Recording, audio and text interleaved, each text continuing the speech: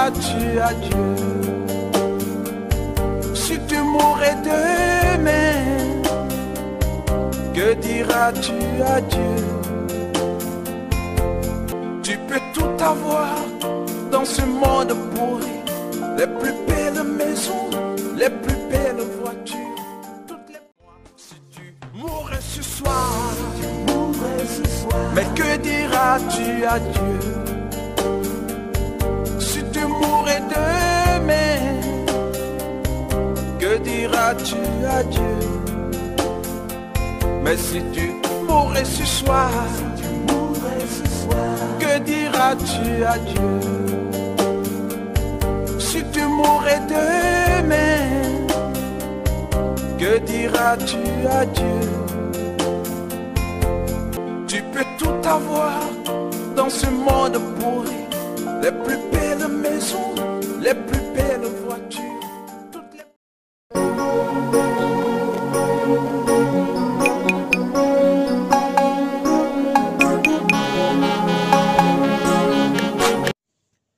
Shalom, shalom, soyez bénis dans le nom puissant de notre Seigneur Jésus.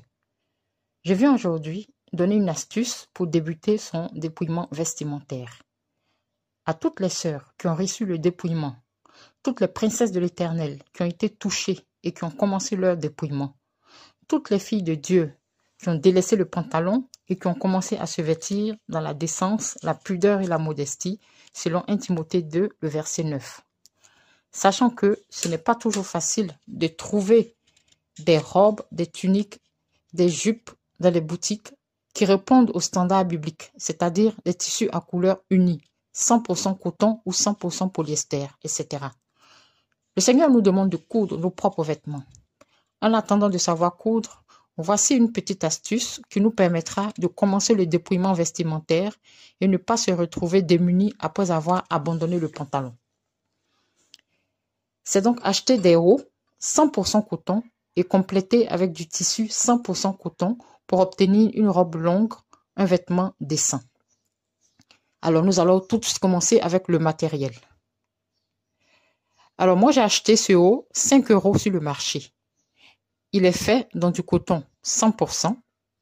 J'ai acheté 3 mètres de tissu de couleur vert olive et j'en ai eu suffisamment pour rallonger la longueur de la robe, des manches et même en avoir suffisamment pour le turban.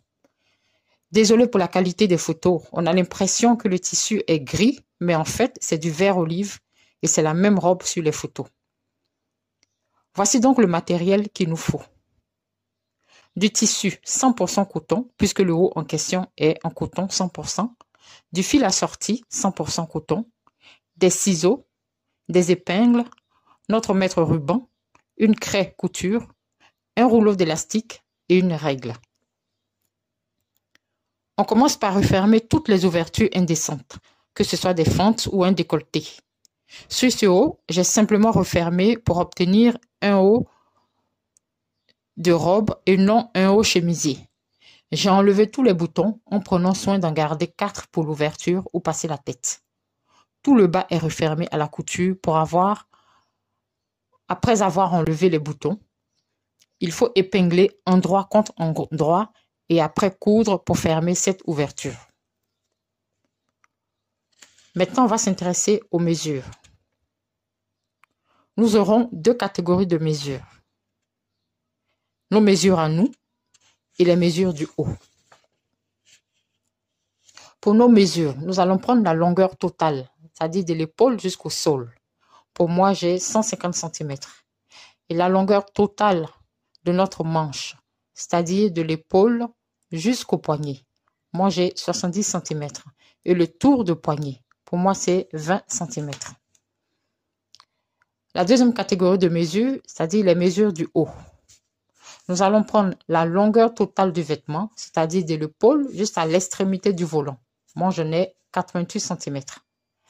La longueur totale de la manche du haut, c'est-à-dire de l'épaule jusqu'à l'extrémité de la manche. Moi, j'ai 44 cm.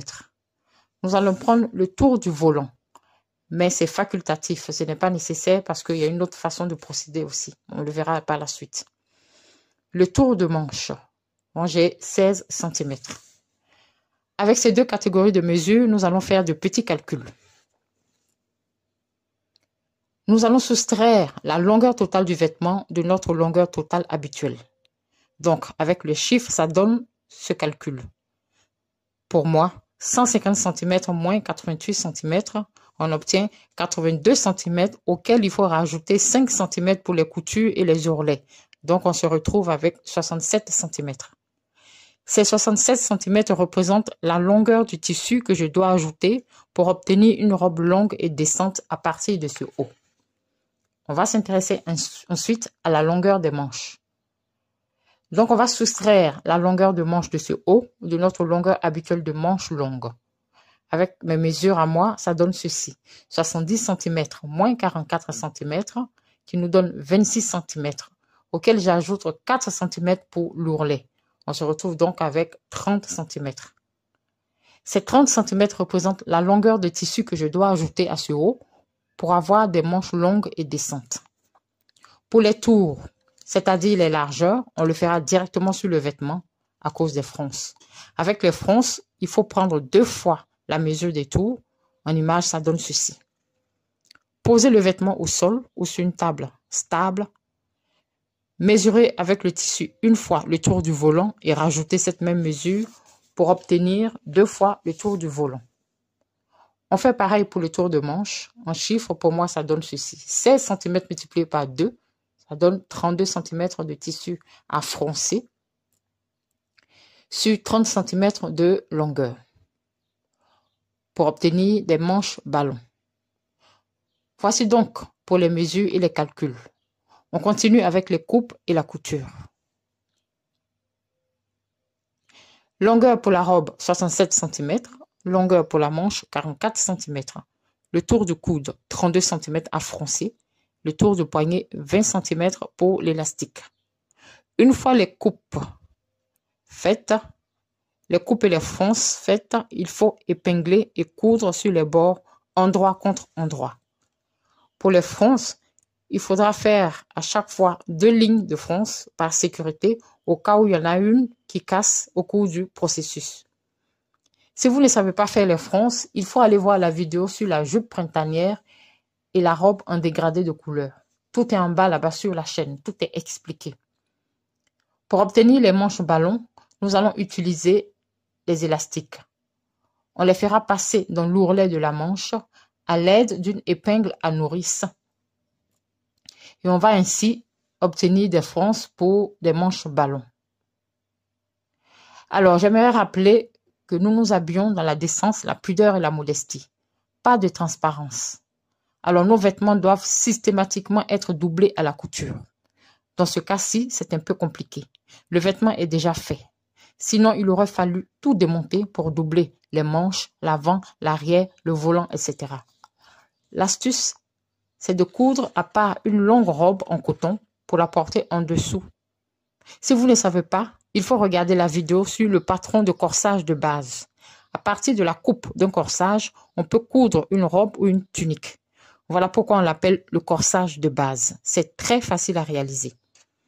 Et voilà comment obtenir une robe ou une tunique décente à partir d'un haut, d'un vêtement court, juste rallongé en ajoutant du tissu. Soyez bénis. Shalom, shalom, shalom.